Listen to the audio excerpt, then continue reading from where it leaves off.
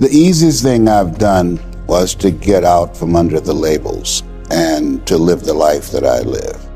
The most difficult thing I've ever done was to believe that I can do it.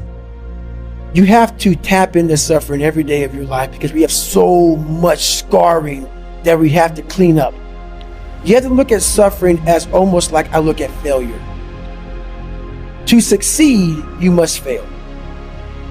In failure and in suffering, all the answers are in there. All the answers to all the test questions. The test is your life. All the answers are in there. You don't have to live in suffering and pain and failure all the time. You have to learn, I need to visit it. Like people hate working out. You're only going to visit working out maybe an hour a day. 23 other hours of the day, you're not in it.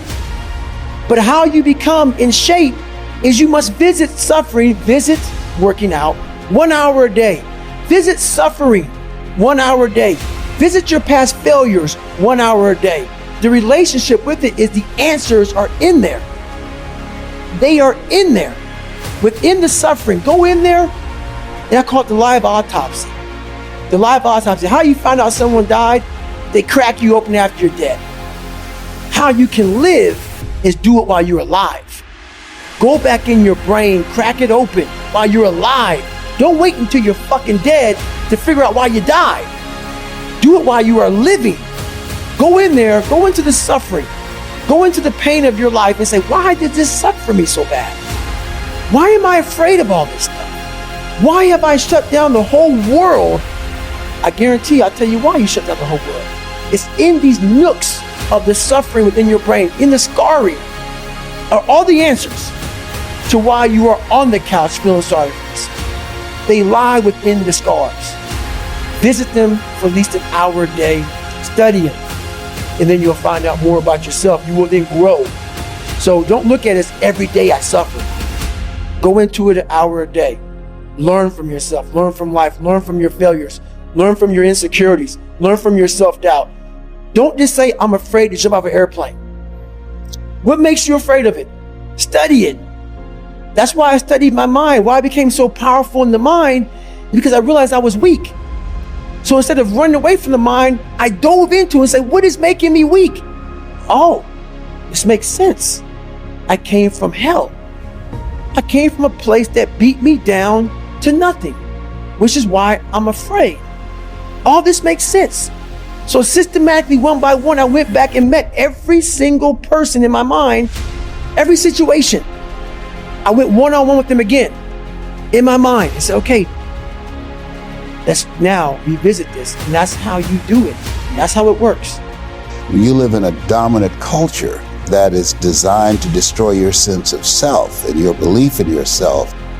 And you have to learn ways in which you can begin to connect with this power that you have within yourself to handle where you are. The key is to be constantly in a perpetual process of discovering the truth of who you are and fighting constantly to look for ways in which you can escape the inner conversation. You know every painful moment. You remember it. You try to put it under a rug, lift the rug up, you'll find them. So that's how I was able to write that book. You don't forget that shit. No. You want to, and that's where you fail.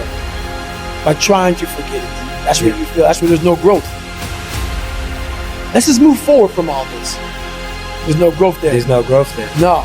You just want to forget about it. You will continue making the same fucked up mistake. You will continue doing the same things wrong if you don't go back. So as I'm talking and as I'm going back, I'm very aware that I'm going to do that. And I may do it for 45 minutes. And then I'm like, you knew you were going to do this. You have to be very aware of the conversation you're having while you're doing it. Because your mind chooses the path of least resistance. Your mind has the ultimate tactical advantage over you. It knows what scars you. It knows your fears. It knows your insecurities. And it protects you, which is why I talked about the 40% rule in my book. The 40% rule is all about the brain has the tactical advantage over you. It knows and it keeps you away from all that. That's why it says don't jump out of your airplane. Don't go in the ocean where there's sharks. It's a protective mechanism. Don't go back to the place where your dad beat the shit out of you in your mind. Don't go back. The brain protects you, but protects you so much, it doesn't allow growth.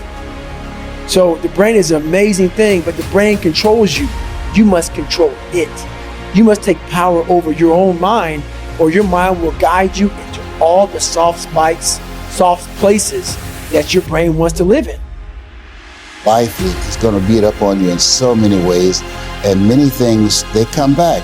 Negative thoughts and how you feel about yourself, they don't die. They come back once you stop doing the maintenance work on your mind. So there's so many things you can do to get outside your own head to then allow your body to just be like, hey, we're just a machine.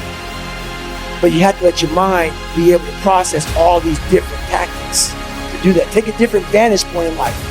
When you are in the hell, you can't see the beauty of being in it when you're in it.